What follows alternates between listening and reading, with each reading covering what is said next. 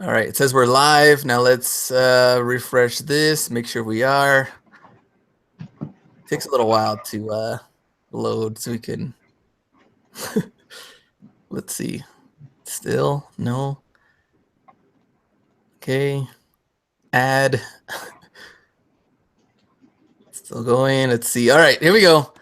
Now we are live. Ken, what's going on?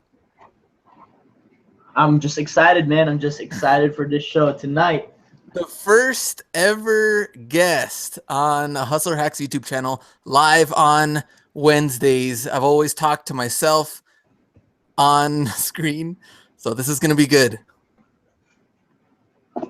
Yeah, I'm excited, man. I was just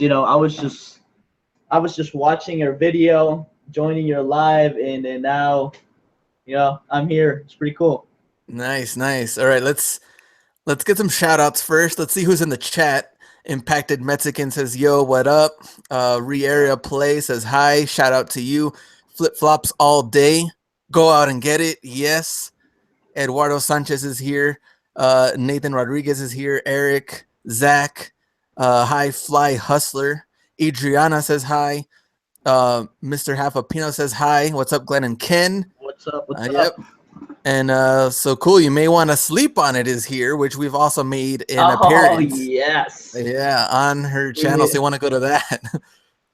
Oh. Made our first exclusive duo interview with Glenn with Hustler Hacks, impromptu at Chicago and the reseller rally. So that was pretty exciting. Yeah, that one's pretty funny. So everybody in the chat, if you can hear us, please let us know. If something sounds weird, let us know so that we can get the right audio for this live show. We don't want to keep going and you can't even hear us. You just see mouths moving. Make sure you can hear us. Let us know so we can get into the interview. So what's up, Drew? Chris, Eduardo says we're good. All right, nice. Thank you. Right. So it sounds like we're good, so we can start on this interview. So pretty much, Kenneth, like I'm gonna pretend like I don't know you. Like you don't know me. Yeah, we're gonna ask questions to figure out who you are and what you do and how long you've been reselling and all of this stuff. So, actually, what did you do for 4th of July?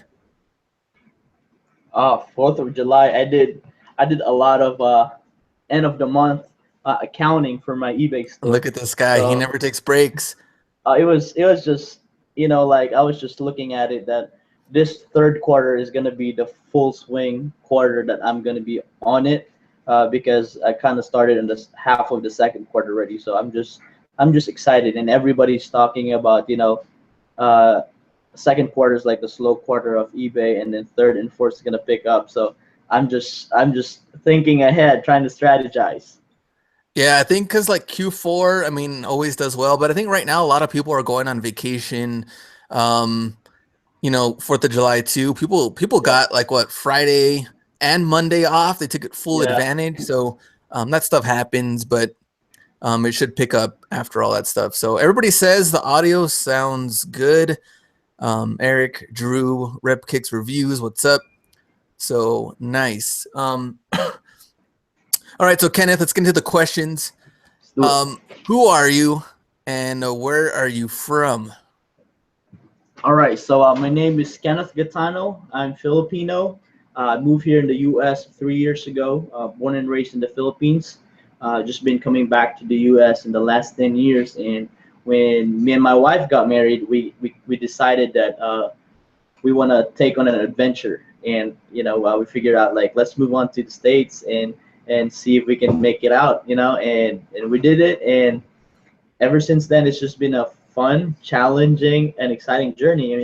Moving to a different country. I mean, we really don't have any families. I'm located in Cincinnati, Ohio, so in the middle of nowhere, really. Not a lot of Filipino community here, but yeah, that's a little bit of myself. All right, so Cincinnati, very nice. And now this is going to be like the questions we really want to know. So when, how, when, and why did you get into reselling? Well, first, I've sold a couple of stuff on eBay before, and it was pretty much about I think last year when I started collecting sneakers. So I was into retros, Jordans, and stuff like that. So in the Philippines, it was really hard to get those retros.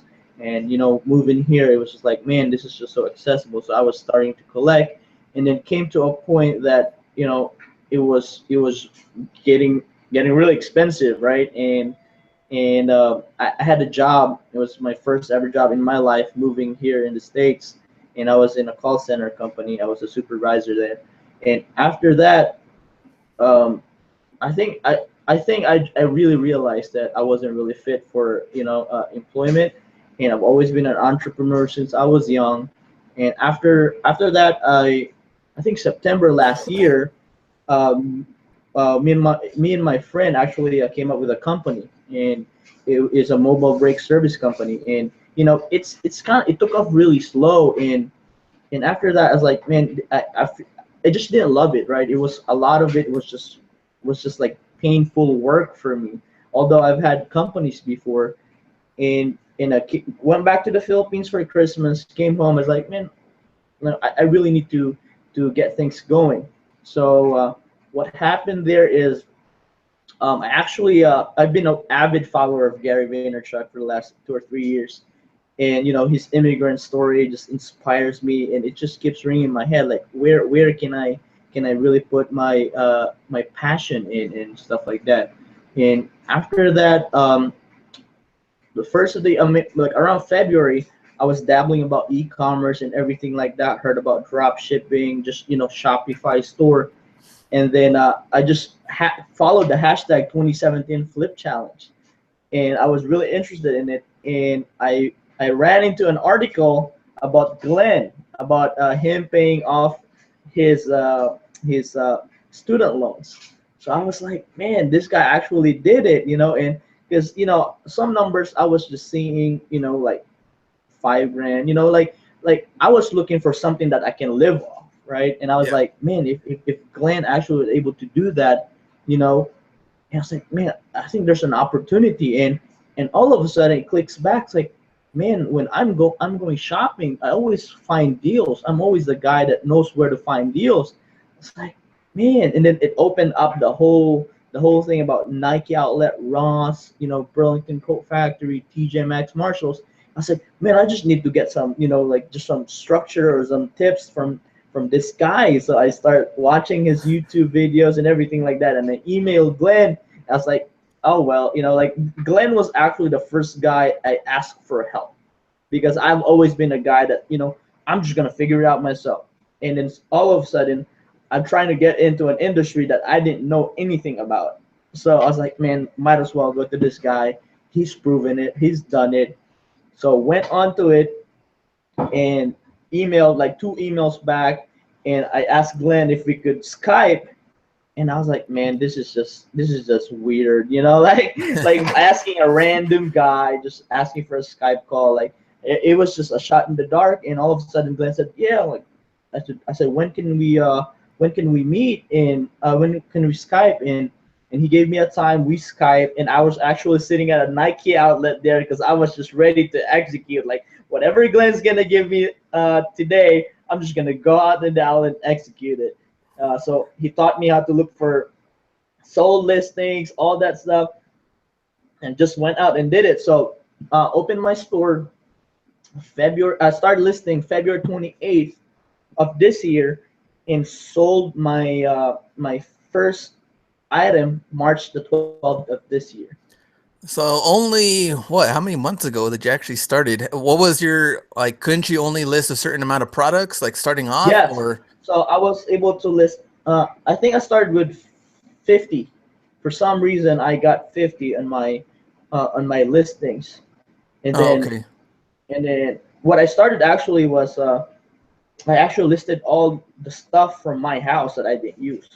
So I used to work, like I had to wear formal wear and everything. So I had long sleeves, I had, dress pants, I used to rock Cole Haans. I have like 10 pairs of them. It was just rotation and stuff like that. It's like I'm not using this anymore. So I started listing them and everything like that. So I sold my first item on the 12th, and then all of and for surprisingly, I guess eBay automatically. Oh, eBay actually sent me an email that I could increase my listing. I actually did hit it. They actually emailed me. Okay, cool. So you started off a couple of months ago. You said what, March wasn't officially you started selling. Um, you started off selling shoes and other clothing that you were no longer using. How much money did you get from that? And as far as like, did you reinvest that money Mhm. into Ross Well, finds, or what well, did you do with that money? well, I kind of what I did is I actually sold like three pairs of retros that I had, Oh, okay. and I got $500. So that's my initial capital.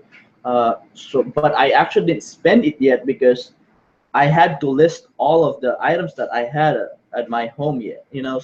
So I had that, and so I started with $500, and then everything got what do you call that? Everything got reinvested to purchase inventory after that. Okay. And that's what I pretty much, I think with a lot of like the newbies, go around your house and find stuff that you want to resell first so that you have some money to reinvest because you know you have stuff, you haven't used it, they're just sitting there. You're probably never going to wear it anyway. Make that money back from it. Don't worry about how much you spent on it. If it's sitting in your closet, it's not making you any money. Sell that first. Have some money to reinvest on some new items. So now that you had 500 bucks, okay, to use, why did you end up trying to go to like Goodwill, thrift stores, garage sales before Ross finds or no? Well, I actually went to my Goodwill, and I got overwhelmed because for some reason I guess this Goodwill right by my house is so big, and then all I saw was just racks after racks, and I didn't have any experience. Like all I knew, like my brands were so limited. Like growing up in the Philippines, I didn't know any popular American brands. Like all I knew was like Nike, Jordan, Adidas, but none of those were like, like now that I'm looking back at it, everybody find like the rock revival jeans, like just some high end brands like uh just like Lululemons, like just different like brands that I've never heard ever in my life until I came to the whole eBay game. So I tried that, but it actually overwhelmed me. So I was like, maybe this is just not it. So I started going to the Nike outlet because that's all I knew. Nike is all I knew.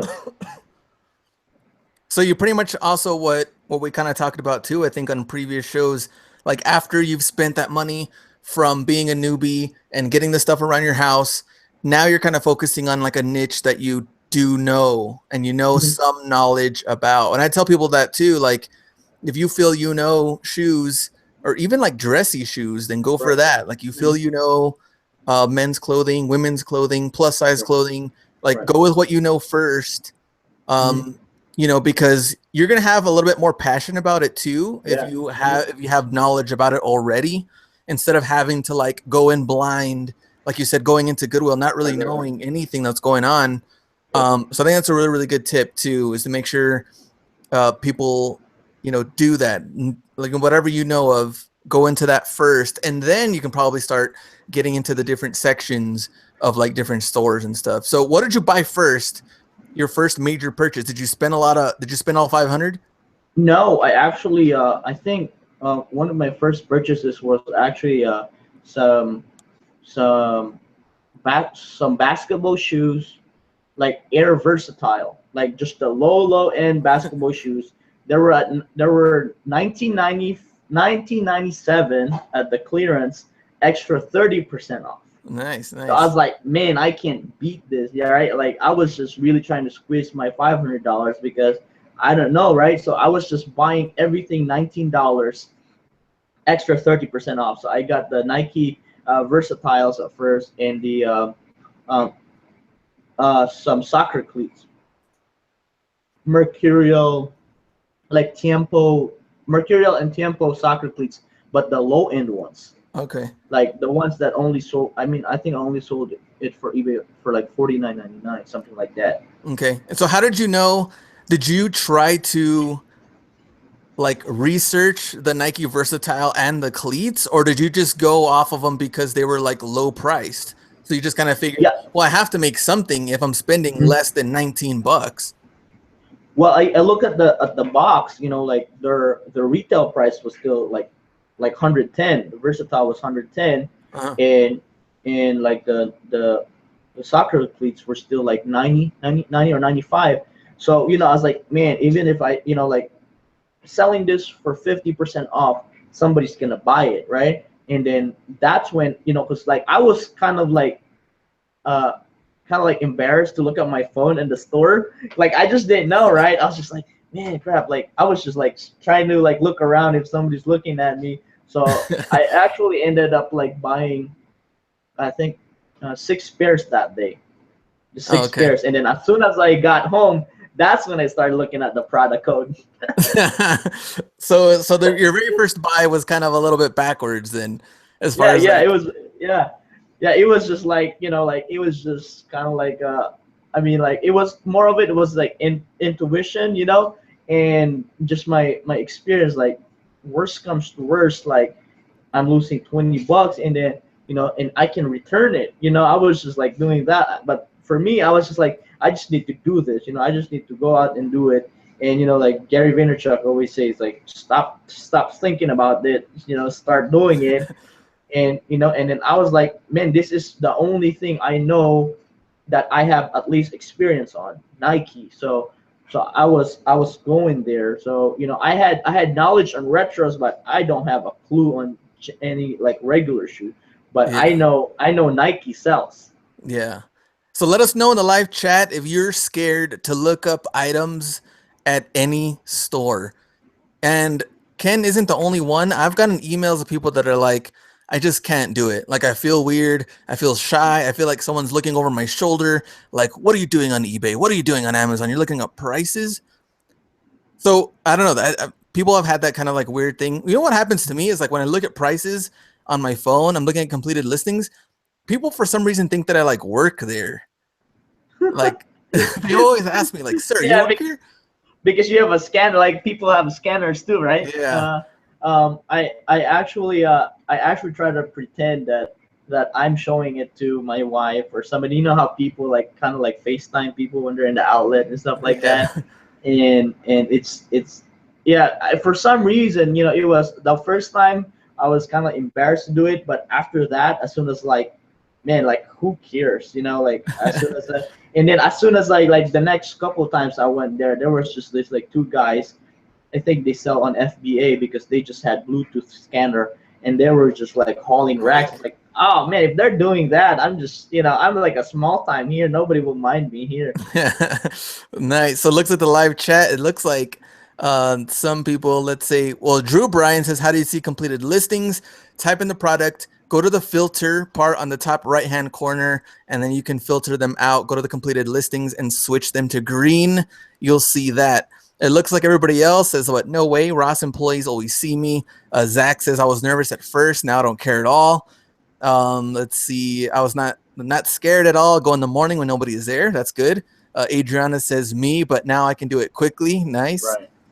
Olga says used to be. No, I just do it. And if anyone says anything, I tell them that I'm texting. Nice. And Thelma Thrift. I pretend I don't speak English. I do that sometimes too. That's pretty hilarious.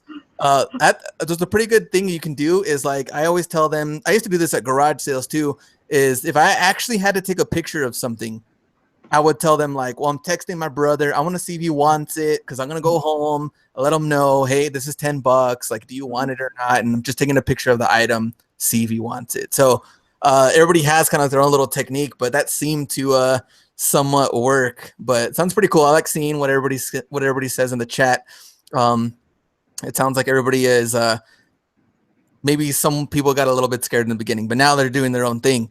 So here's the question. Now that you went to the first Nike outlet, what about Ross, Burlington? What other stores do you go to? And um, as far as I think what I know about you, I don't think you really knew what Burlington was, I think.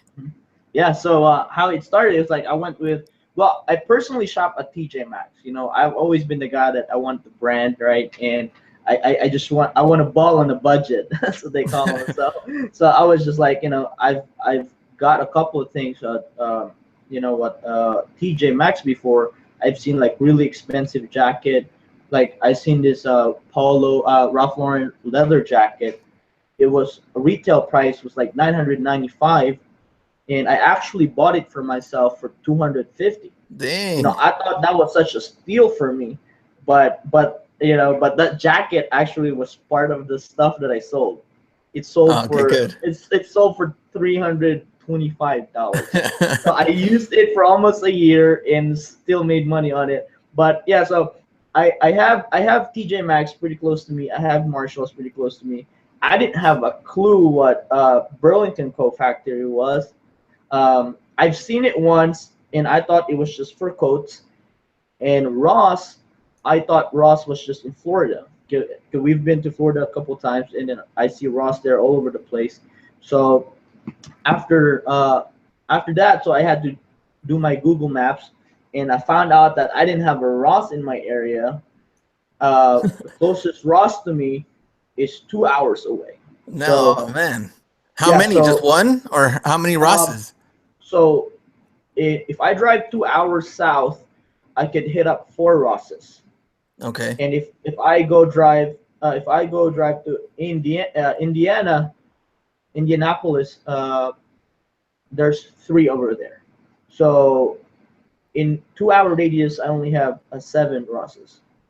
Okay. So yeah, and Seven then Rosses in a yeah, to like 2 hours yeah, drive, 2 hours, probably. yeah, That's yeah, crazy.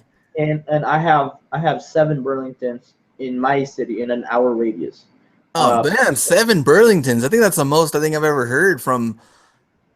We only have two, but mostly I see more Ross than Burlington. But that's pretty crazy. Yeah, so I don't have Ross in my city, just all Burlington. So I had to go there, and as soon as I walked in, I was just like, man, this is just like a huge TJ Maxx kind of Marshalls kind of store. So I was just excited. So after that, and then our Burlingtons are like hardly. I mean, I went in the morning, so there's not much people. So I just pretty much scanned everything, looked up the product codes and everything that they had there on Nikes.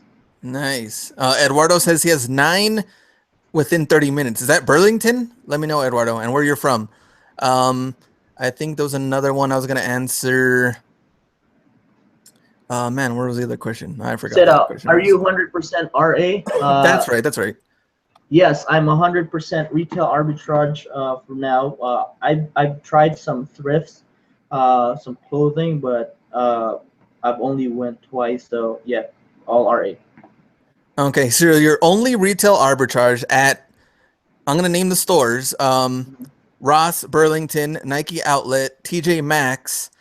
Are you doing DD's discounts in there too, or no? We don't have D's discounts. Okay. So What we do about Marshalls. Marshalls. I go to Marshalls? Marshalls. Okay.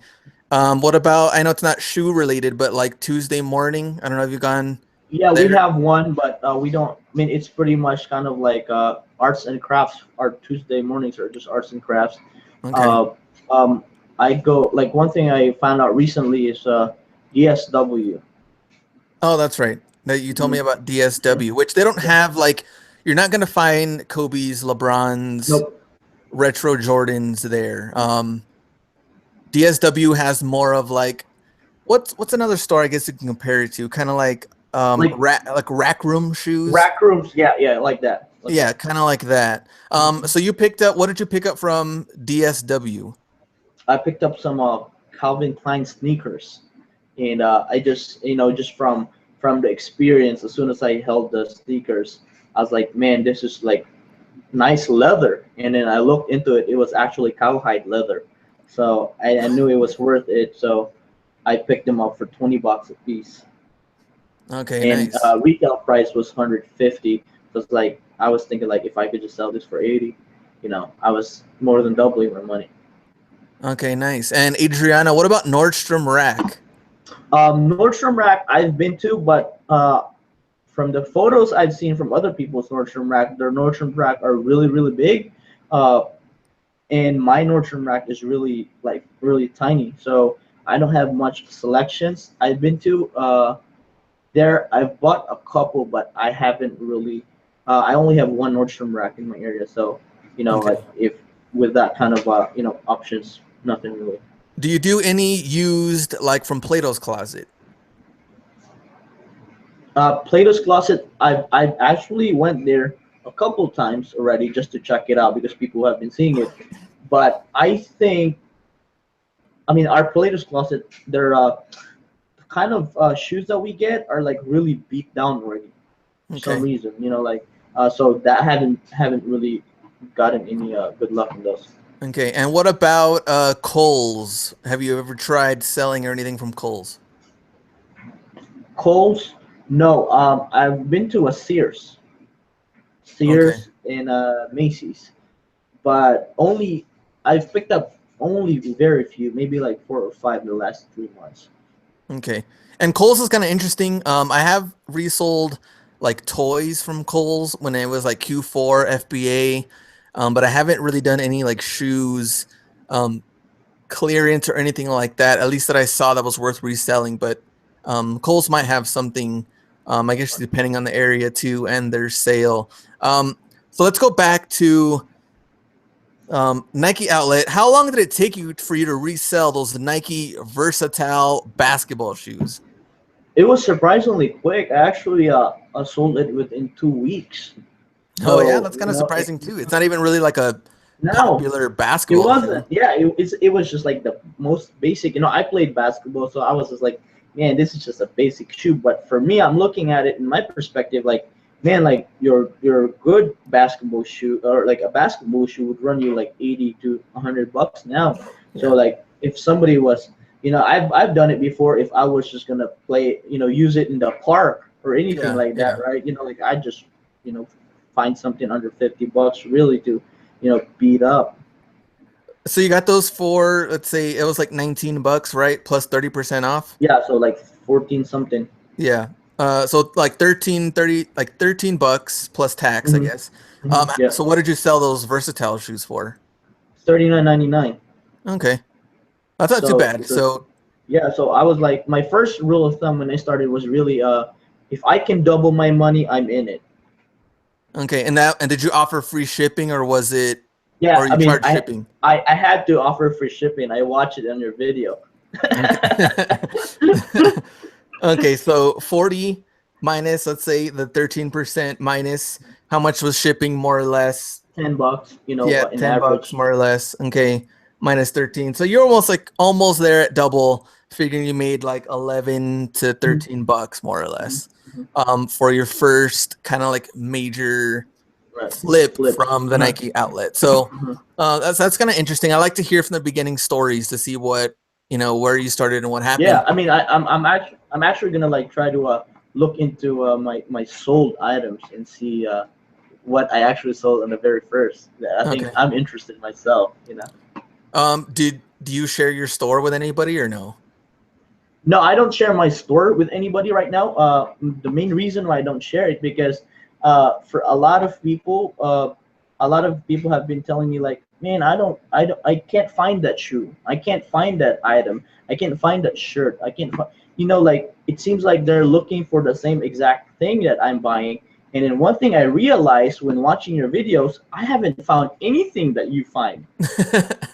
That's kind of funny too. So Yeah. I was yeah, so I was like, man, this is gonna disable people, like so what I do is I just actually like help them with strategy, because at the end of the day, if you develop an eye, right, like I haven't like I mentioned, I haven't found anything that you found. So obviously I didn't go out and look for the things that you had in your store.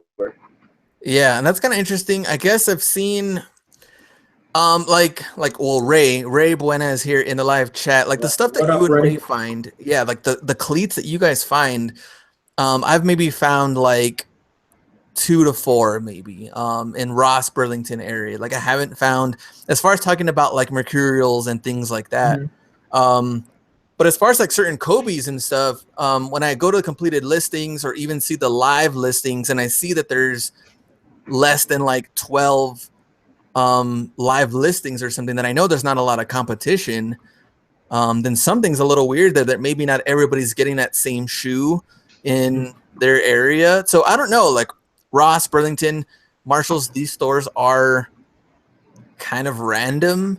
But if Mhm. someone's just looking for your items, they may not end up with anything. So it is good to find your own system to research these items that are in your area. You might skip over something that's selling really, really well that Right. you just wanted to find something that somebody else was selling.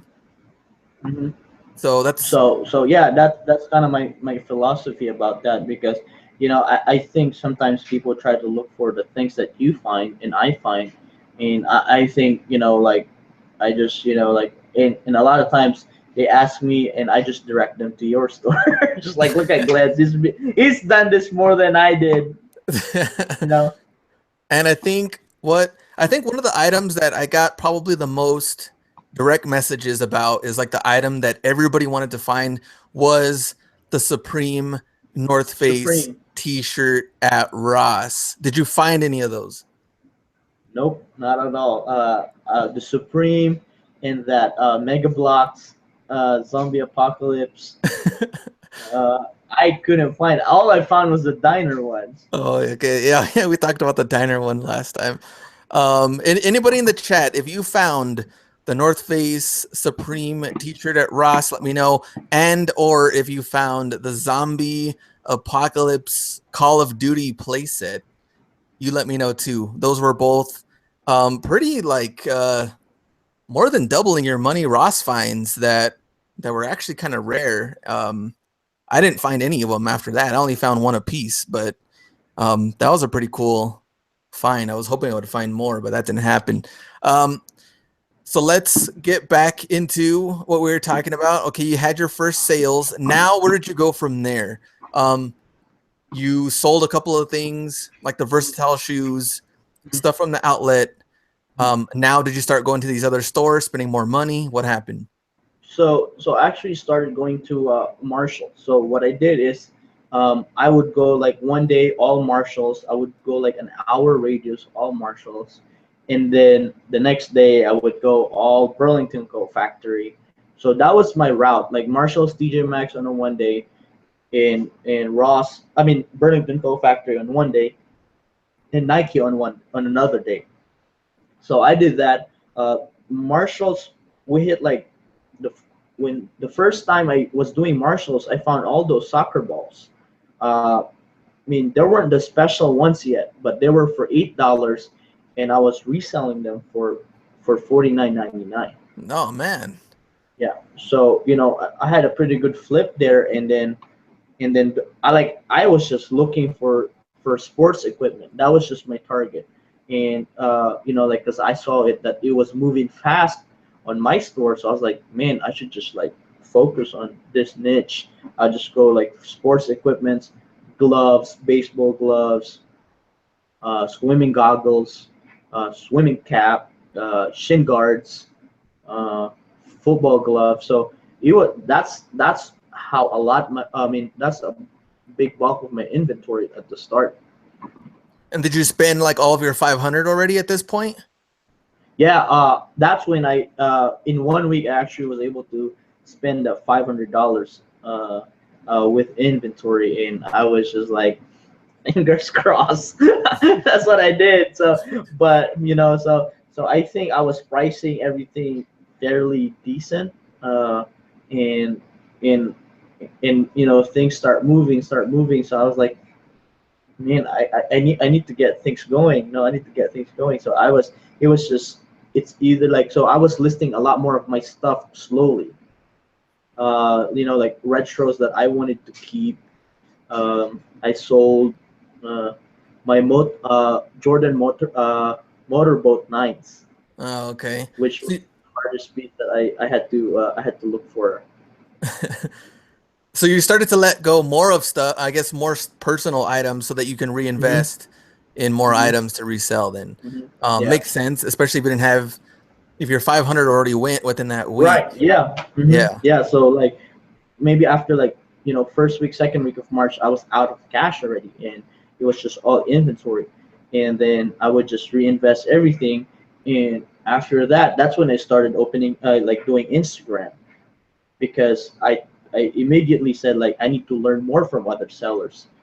So what I did is I actually opened my Instagram and followed all the people from the hashtag, and then I start, seeing Reezy, start seeing 10K on the bay, start seeing all these people that had bigger following, and then just like looking at what they do, and I pretty much made my Instagram like a encyclopedia, like a brochure for all the things that people buy because people were Yeah. just like doing hauls and stuff like that. So I was just glancing through everybody's and then I start kind of like learning. It was just a lot of learning.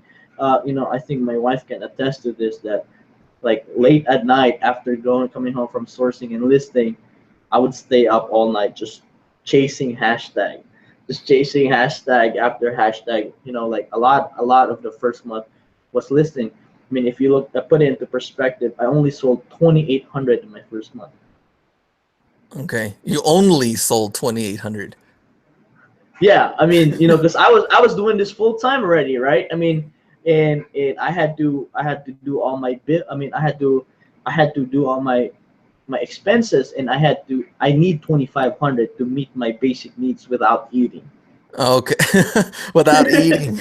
Yeah, so I said I can survive with water for now. So Okay, so yeah, you had 2,800 bucks was your first month in sales. How much a profit was that, you think, from the 2,800? well, it was less than it was less than I mean it was less than half of it because uh I really didn't go deeper into my number. My whole thing was just trying to roll money and roll money, and now that looking back at it, like that, like that Nike Versatile basketball shoes only made me $11, but I spent 20. You know what I'm saying? So Yeah. it was totally different from the model that I'm doing now. Okay. So maybe let's say if you cut that in thirds, maybe Yeah, it 900 was bucks. a third. Yeah, yeah. 900 bucks is what you made. Like yeah, pretty much doubled my first initial investment kind of Yeah. kind of deal, but everything was put back into business. And keep in mind, in my first month, I was Ubering too. Oh, so okay. So that helped a little I was bit too. driving for yeah, because I was like, there's no way I could make my bills with this. So I would drive for Uber like 20 hours every weekend. Okay. So now we're in July, but let's go back to June. You Mhm. can talk about your last 60 days, how you got these numbers. Mhm. Let's just kind of break that down a little bit and what you're Yeah. making. Mhm. So um, let me pull up my. All right. So we're ready for this. All right, we're ready. So here's my last 60-day numbers. Let me see. Let's see if it focus. Later. We're almost there.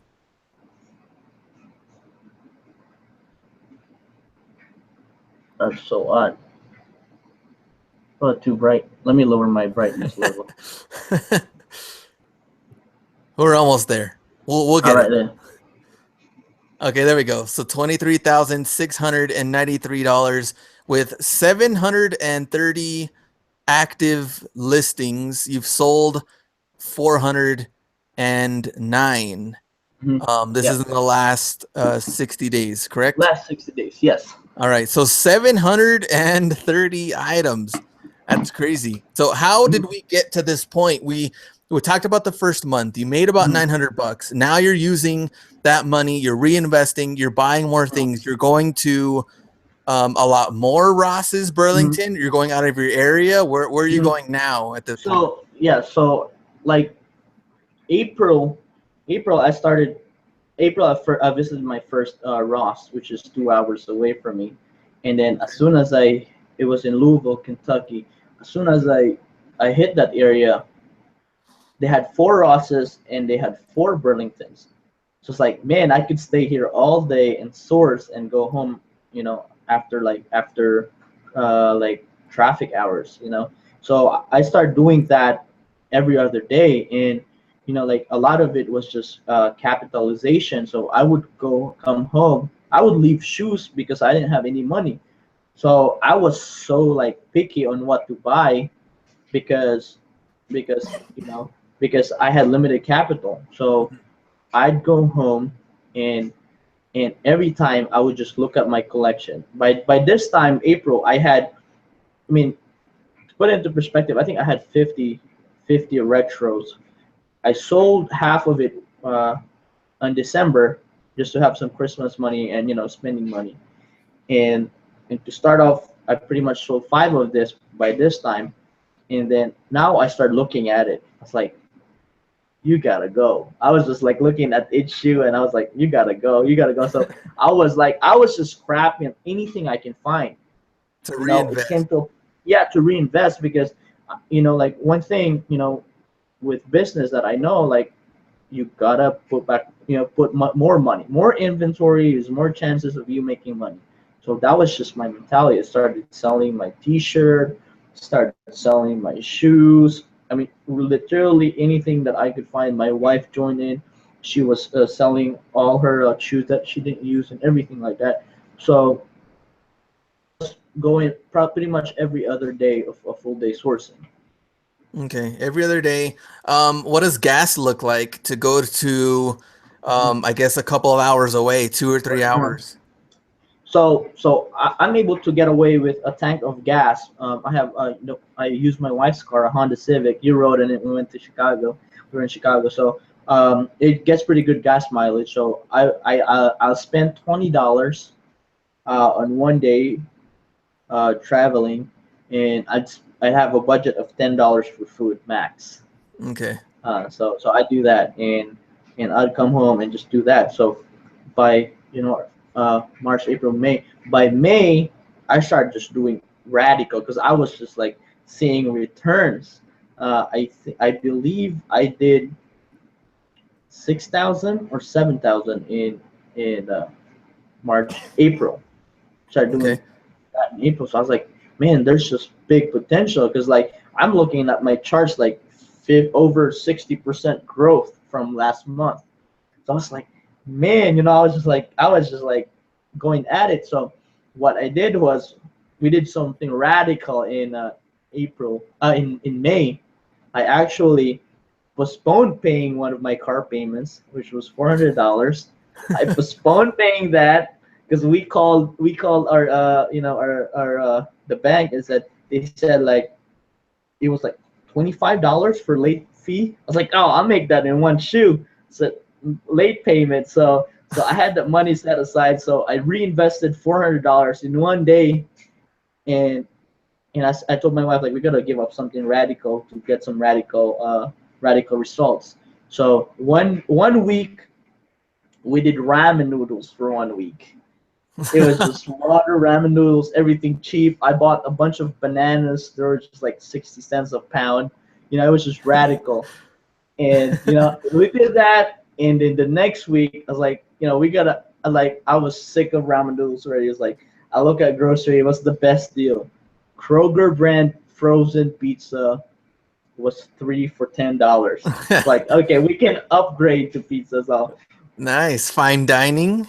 yeah, so from ramen noodles to pizza, it was such an upgrade. So I was like, we were happy doing that, and we were just like putting every bit that we could back to the business. Nice. So Fashion Outlook says, what's his net profit though out of the 20K? So now your business model changed because in the very beginning you were happy that you made somewhat near what you made like 11, 12, 11 to 13 bucks. From your first flip, I guess. The kind of interesting now though too is what we can actually talk about is like your business model as far as like ROI, return on investment, all of that stuff is actually kind of different from mine. Different. Everybody has their own way of tackling it. So, what is your net profit from the 23,000, and what does your business model look like when it comes to Ross Burlington fines? So so within June, I started really to look up my numbers. June was the month that I really looked into numbers as far as doing the whole accounting, and I think that was the time, uh, or I think it was May that you actually put out the Google document Oh, the of net spreadsheet. profit. Oh, okay. Yeah, if So anybody wants that spreadsheet, I can send that to you.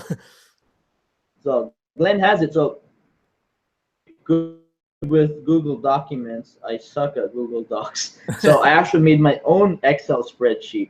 Okay. Doing that, and I started looking at average sales price. So I was like, man, I was at that point I was selling around $45 per item. So my mentality is like, man, I need to get this up because I need to get my markup higher. So I started looking deeper into high end cleats. That's when I found them at Ross, at Burlington. So from now I switched to like going to like 20 my in April in May, my criteria was I have to do $20 profit per item. Uh-huh. So that was my business model. So moving to June, I bumped it up to $30 profit per item. And then at the end of June, I was sourcing $40 to $50 profit per item. So I was looking at the profit per item then because I'm doing the math to X amount of money to be able Uh-huh. to grow my business. I wasn't satisfied in maintaining it. I wanted to double it. Buy one pair of cleats, buy three more. So that was my model now. So my net profit after fees and cost of goods sold is at last month is at 52%. So last month, so you could do that within my last 6 days as well. It's about pretty much the same number. So So let like me an give you the average ROI of like 52% profit, yeah net more or yeah less. Okay. yeah 50 yeah. Let me see here. Um, I posted it on my Instagram, so you guys could follow me at the Hustle Beat. You guys be able to see my numbers there. Let me get into it. So in June I did 14,200. Fees and shipping were 3,200. My cost of goods sold was 3,500, and my profit was 7,389 and 5 cents. Nice, nice. So about 7 grand for that month, and you need 2,500 to live without Yeah, food. so I lived and ate. And you ate and you were able to see another day. So then what about that was for what month again? That was for June. Yeah, that was for June. For June. Okay. So it That looks was like if you last can month. keep this up, then you can at least make, 7 grand plus, and you want to keep doubling or not doubling, but you want to keep adding on to that. Mhm. What's your goal? I mean, what do you want to make profit wise per month? Like So 10,000 or yeah, something like that. My goal really is to reach 1,000 items in eBay. So I'm at 730 right now. So just doing the math, if I do 1,000 items, so keep in mind, last month I sold 222. So out of the 400 that I sold in the 60 days, you know, 220 was from the last month. Uh, Let me see. So my goal is 1,000 items on eBay and netting $50 per item. okay. So and Uh then and yeah. how that would look like on my daily will be uh, 20 items a day. 20 items a day at $50 profit. So $1,000 profit a day. So Okay. hopefully 30,000 Okay. So a month. everybody else that's in the chat, if you're interested in that spreadsheet, I'll send it to you for free, but I can't put it in the description. I have to send it to your Gmail account. So email me, hustlerhacks, the number one at gmail.com. You can put in the subject title, just put spreadsheet. I'll send that to you. But I have to put it, I have to send it to you through Gmail. Now, getting into Ken's story on you said around $50 profit. Let me ask you this question. Would you pass on, let's say, a soccer jersey that's going to bring you $28 profit that you spent $12.99? Would you pass on something because it's not $50, more or less? No, I'd take it. I'd still take it. Money. If I Okay. had the capital money.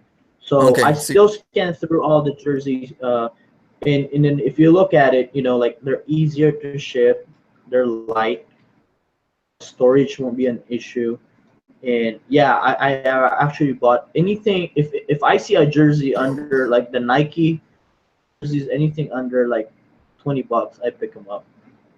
okay. So you don't pass on profit if Yeah. it's there. No, no. Yeah, and if I have the capital, right, and which is have been I have a revolving fund already since I'm selling a lot more every day. So I can foresee what I can spend the next day out of the sales in the past day or two.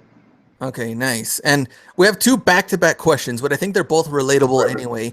Not quite dead stock says, how do you handle all of the shipping?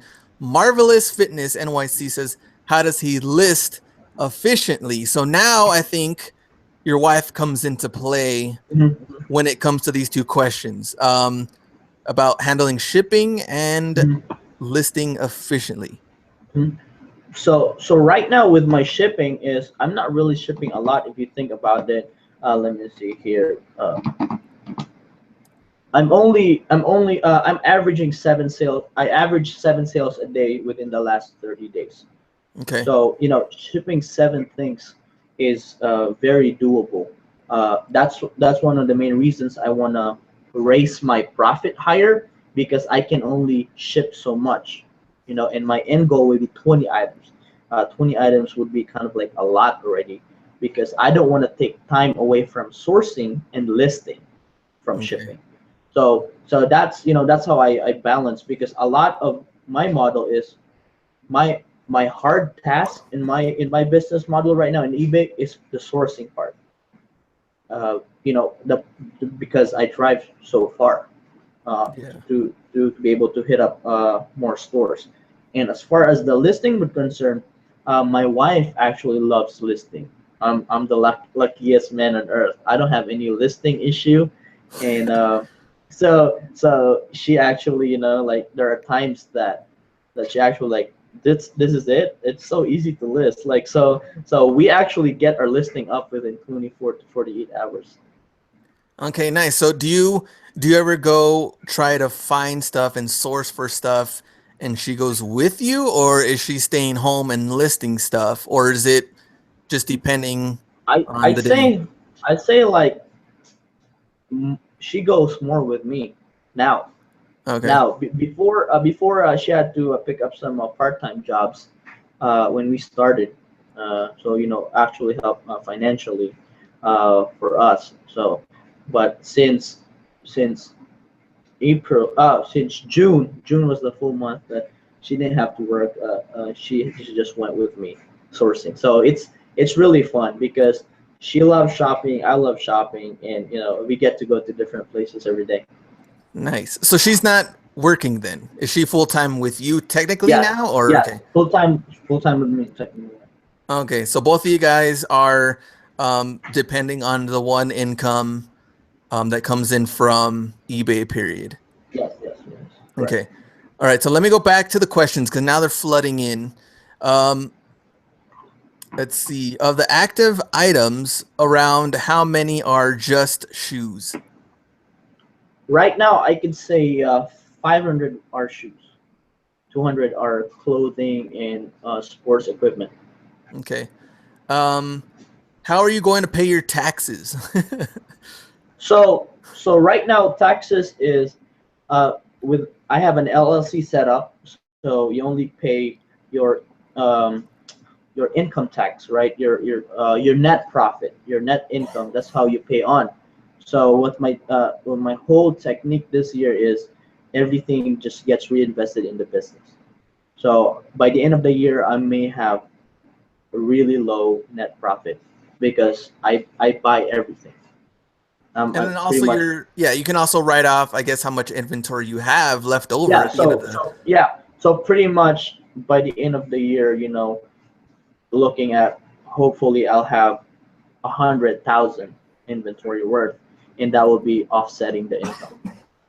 Yeah, and just keep in mind, if you sell over $10,000, PayPal will send you a 1099, and that will come during tax time. They'll send that to you. You can give that to your accountant, but always keep track, even if it's garage sales. Like when me and Chris, the Bonafide Hustler, he had his own little uh, notebook. He even went down to the T to write off, I guess, like write in what address he was just at. He literally put Here's the address. I spent $2 on this hat. So he kept track of everything that he spent. Um, and so you can, just keep track of that. Nike Outlet, Ross, keep receipts. Make sure you keep track of every single thing that you buy and sell, and your profit and your fees.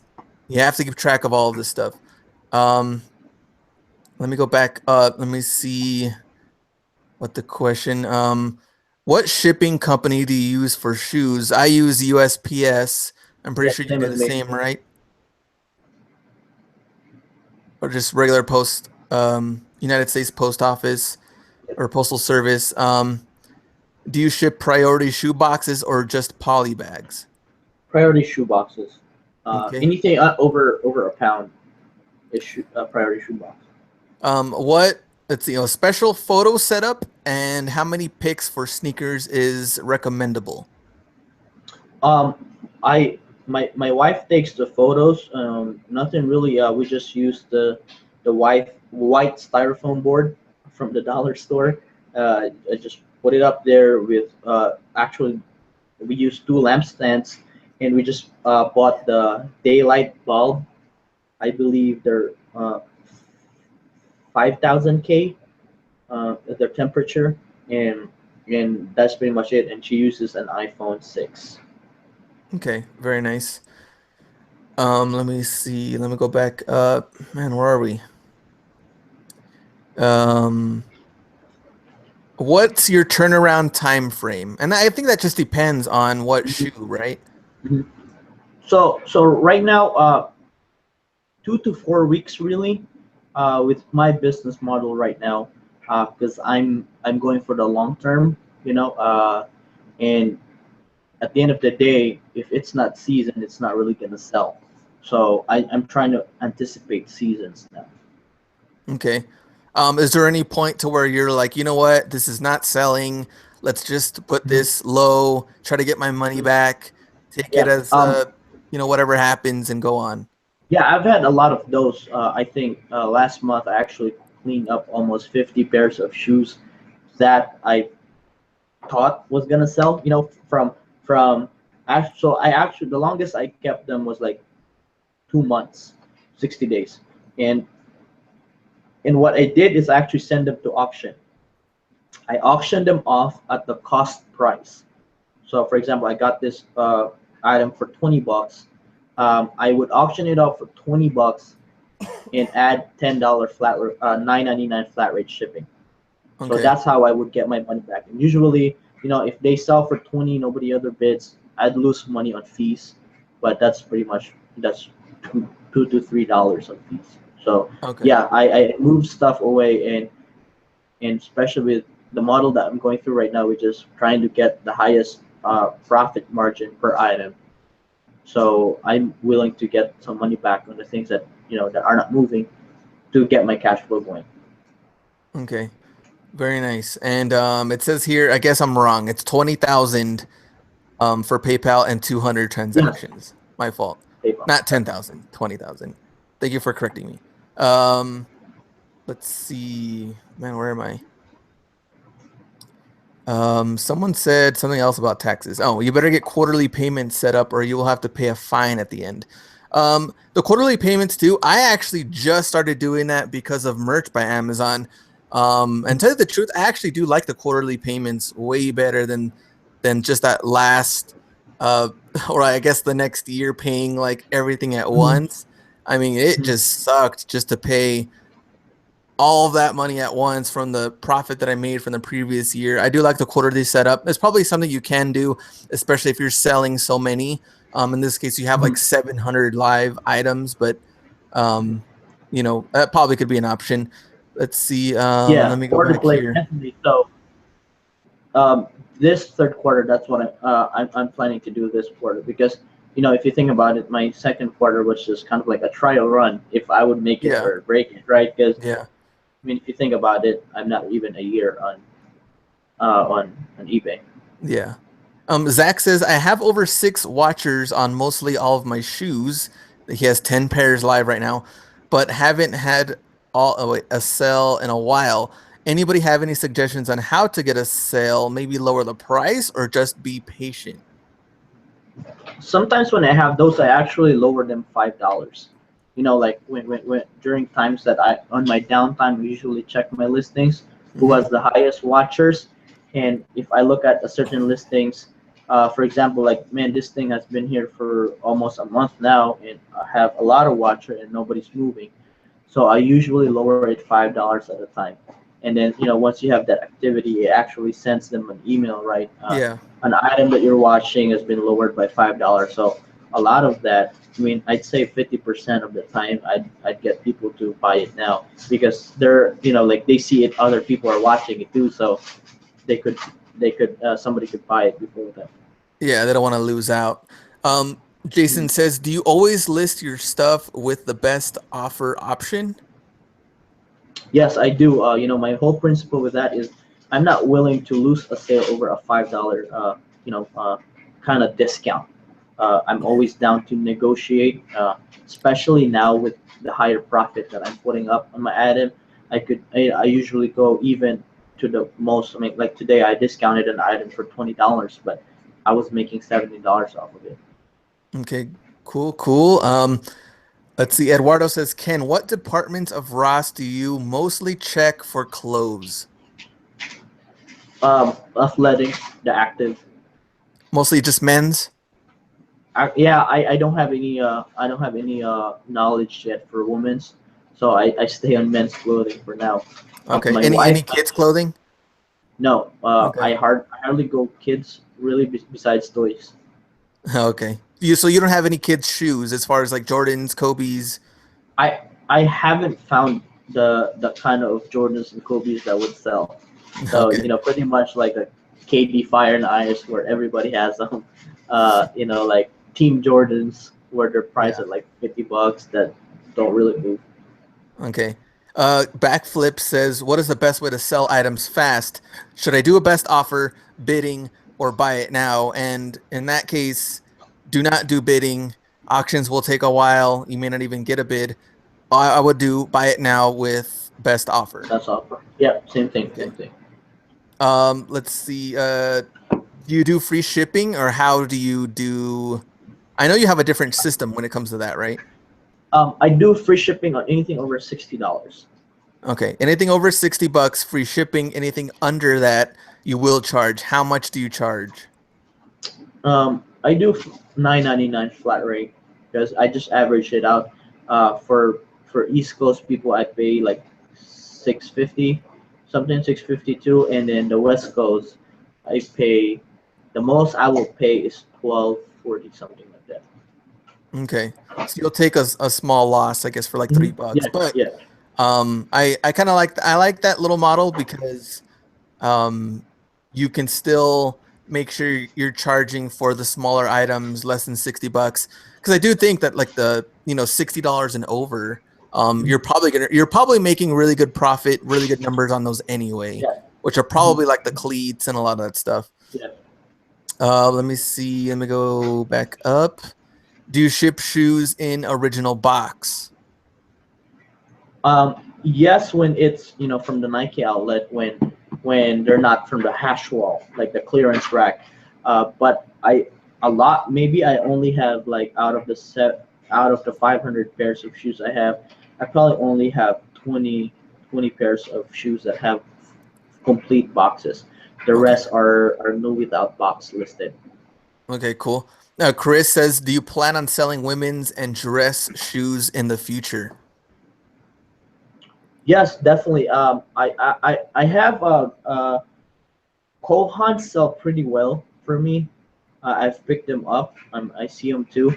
Uh, that's one thing that I want to expand my niche or category, but Hmm. still in the shoe section.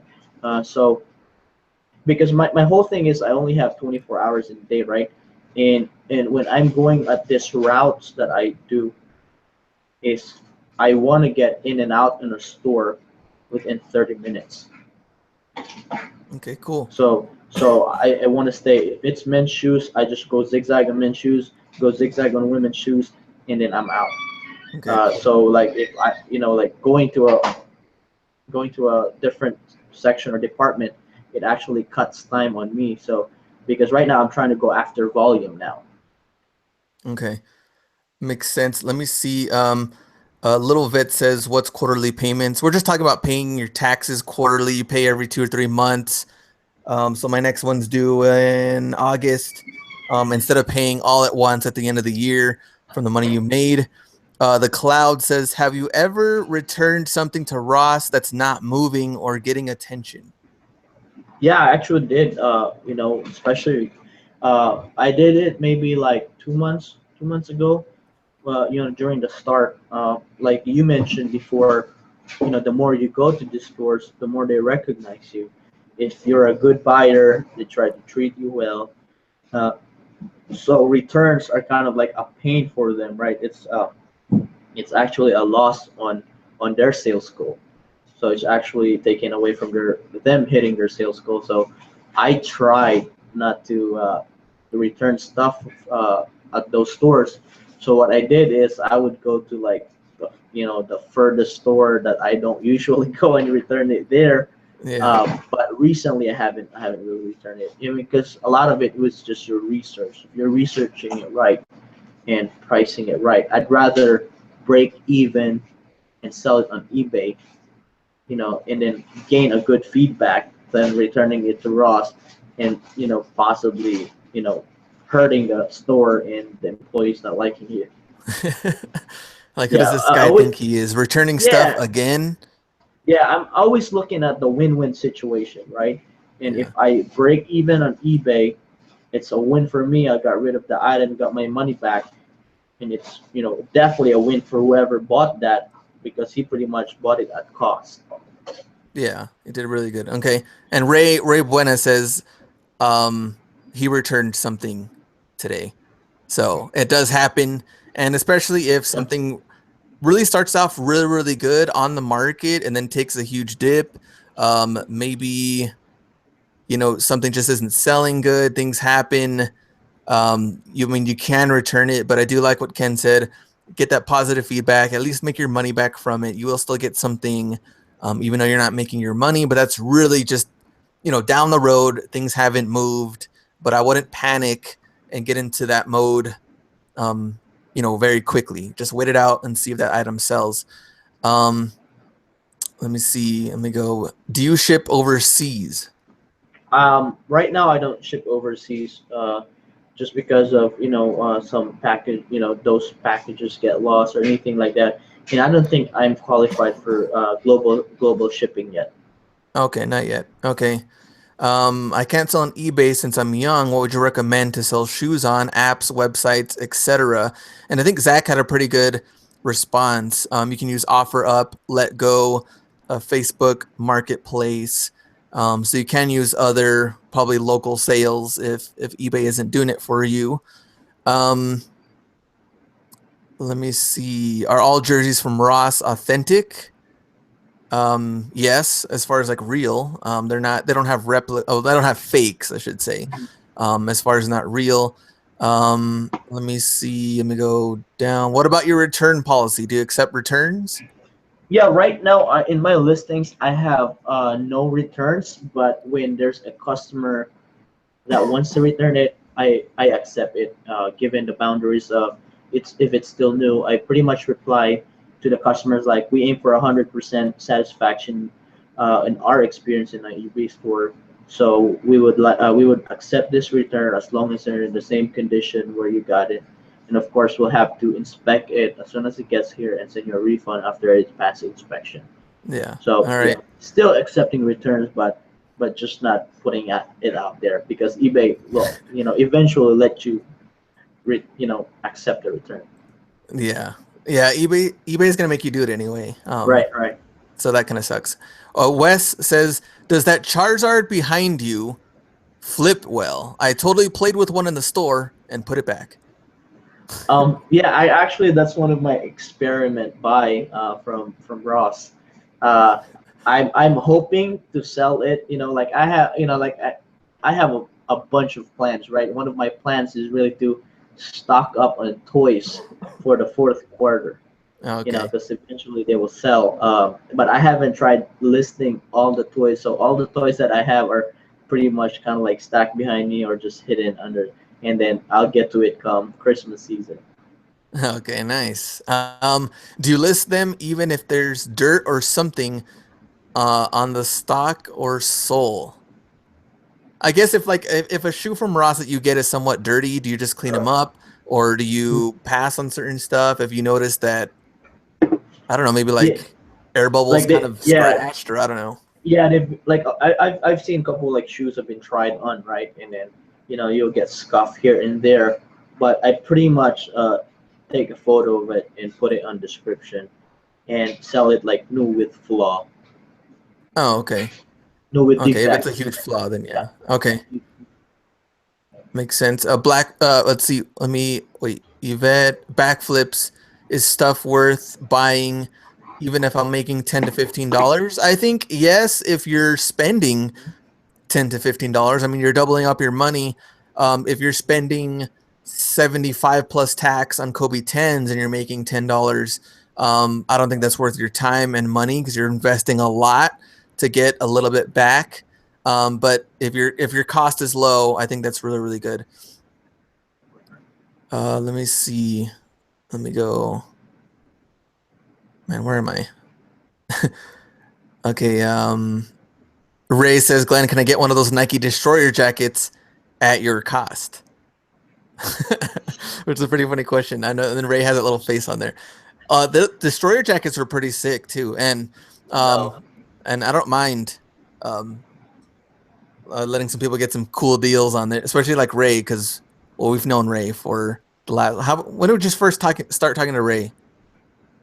I mean, I start talking to Ray. I mean, just pretty much when I start doing the soccer cleats because Oh, he okay. gets them, and I'm sure you knew him before I did. Yeah, and I talked to Ray a little bit. Yeah, before that, we tried getting him on the show, so we'll try to get him on again. Maybe we can have all three of us or something. Because I know Ray is also killing it out there. And let me see, what about negative feedback? Do you have any? And has that affected you? Anything? Well, at first, I had zero feedbacks. I mean, negative feedbacks when I started, but I had one. This guy actually like wore the shoe. It was a football cleat and scuffed up the bottoms and everything like that. And pretty much requested a return. Left a negative feedback because he said this because that's after I declined his off. I declined the return request. I was still new. Like this was within the first 2 months of when I was doing eBay. So I thought I could just decline it. As soon as I declined it, then he left me a negative feedback. So I was like freaking out and everything like that. And I was like, looking at it, you know, I was kind of like heated, and I called eBay twice or three times trying to get a couple, and they said, they cannot delete a subjective feedback. So he said, it didn't fit him right, and the customer, I mean, I declined his request, something like that. So I was like, I just let it go, and honestly, it didn't affect my sales after that because sometimes it's part of the business, right? We can't really please anybody, and with the 400 transaction, you have one negative feedback. It's like I'll take it any day. And Eduardo says, do you do anything different, such as including a letter or let's say like a little like a little Mhm. flyer or something when you Mhm. ship something to gain good feedback? Um, I actually give out something like I just print it off like a 1/8 of a bond paper, and it says there, "Thank you for your purchase." And I said, "We aim to get 5-star feedback from you. If there's anything wrong with the order, or yeah, please give us a chance to correct it before you leave a negative feedback." So that's why I think I saw it. I just saw it on. I just googled it, and I just pretty much made one up. okay, cool. And I guess we'll finish the show pretty soon. We've already gone over our Mm. hour. Went by pretty quick, but last three Yeah. questions. Johnson says, do you source for cologne? No, just because I don't have much knowledge on them, and I've looked at a couple of them, and the profit's pretty thin. Okay. Can you explain to us what that framed thing is behind you? Okay, let me get it. Let me get it. So, Ray might know something about this. During my, I think it was my third month, I actually found this Super Bowl untouchable uh, football cleats, and they were really rare. And and it was my size. It was 9.5. It's like, man, I would keep this because if I played football, this would be my cleats, right? And then I looked into research. It was actually the black and gold version, which are actually more rare than the white and gold. And I actually got two of those. I had a size 11 and a size 9.5. It's like, okay, I'm gonna sell this size 11. Size 11 sold for $229. So I was like, man, this is really worth money, and it was Super Bowl 50. I was like, I'll just keep it. So that portion of the shelf there, where this was at, was just chilling. And it's like, and then one night, like I'm just thinking about how to scale my business, and eventually my bottleneck is capital. I need more money to spend for inventory. And after that, I realized that why don't I list this, right? Maybe somebody crazy would buy it for 250 from, and plus some crazy shipping. I think my shipping was like 29, something like that. Like, so some, like, it was just a listing that I would, I wish, no, like, I assumed that nobody would buy it, right? So I was sourcing one full day. It was a really, really long day, and all of a sudden I saw like a notification, and all I saw was my PayPal like notification that I got like $280. I was like, what do I sell for $280? I thought somebody sent me money for some retros or something like that. I said, I didn't sell anything. And my wife was inside a Starbucks store, and she called me. I was like, babe. And then all of a sudden, it rang in my head like, oh my God, it was my trophy piece. It was like that thing. So it was over a week, and I was, this was this was the most one of the like the second most expensive thing I sold on eBay that I wasn't happy about. So I was really devastated. So I had to frame it. Like, there's the tag right There there. it is, 16.99 $16.99 to cleats, 200. Super Bowl cleats, which Ray will hear from him in the comments, in the chat, and you sold for 200. 280. Yeah. So I had to look at the brighter side, and I got the money and then pretty much spent it all in inventory the next day. So, yep, in loving memory of my trophy piece. So it was an awesome sell when that came down. I mean, you had to Yeah. put that tag. There it is, nice and framed. Very nice. All right, so last couple of questions. Out of the 20,000, how many were returns? Um, re- got returned to me. I believe we only got 4 so Okay, far it's not bad. Yeah, it's only 4 returns. since I started. Okay, cool. And Ken, do you have a YouTube channel? If not, then where they can follow you on Instagram, right? Yep. Just follow me on Instagram at hustlebee at the hustlebee. I don't have a YouTube channel yet. I'm planning to get one, but I'm just really focusing on getting my inventory right now. But you could definitely get a hold of me on Instagram and DM me there and get hold of me. Ty says that he swear he got those cleats today. I think Zach was asking him if he got it at Burlington, which that's where you found him because we saw that Burlington Yeah, tag. that's it. Um, so let's see what Ty says about that. So last thing we want to end with, what are 3 tips you would tell somebody, a new seller that wants to get into Burlington Ross finds? Let's say they have around $200 to $500, kind of like what you did. What are some 3 tips you would tell them if they wanted to start today? Really, one thing that I would do a lot more is research. Research the products that you're buying. So you know, so that you don't have that much of stale inventory. If you do a lot more research, and that's not tip number 1. Research is key. Tip number 2 is always, always adapt. Always learn how to adapt and learn how to, quickly change. Uh, don't stay on one category. I started with soccer cleats heavy, went to football cleats, basketball cleats, and now I'm even, I'm trying to learn the garage sale business. So adaptability. And number three, I think the most important, which I've learned throughout my life, is don't be afraid to fail. I mentioned that I really didn't look at taxes for the last 4 months because I didn't know if I was going to succeed. But I just put in the work, put in all the effort, and it, just don't be afraid to fail and try new things. Because I always tell everybody, do what you love or love what you do. And sometimes people don't know what they love. People don't know what they would love to do. And the only thing to figure that out is to actually do it.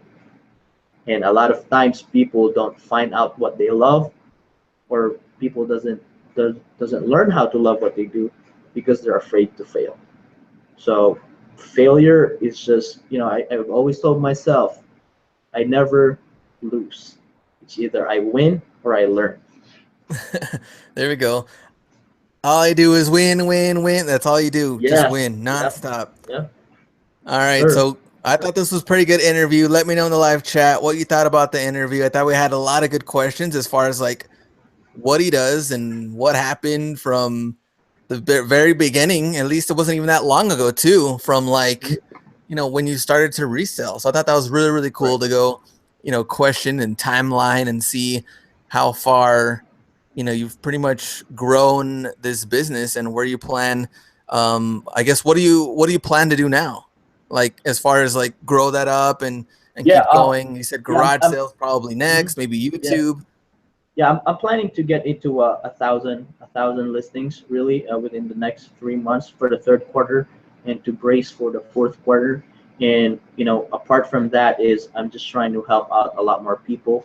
I think one thing that a lot that's lacking when you are in a business model is strategy. So I'm trying to give out strategies. Hopefully, I'm opening up a couple of mentorship program through me because I'm by trade, I'm a consultant by trade, so I do a lot of private consultancy. But I'm trying to transfer that within the eBay community. So a lot of why I want to succeed so much on this avenue on e-commerce and eBay is because I want to share this knowledge to other people too. Me and Glenn has talked about this a lot in our Chicago trip. It's about just helping out people.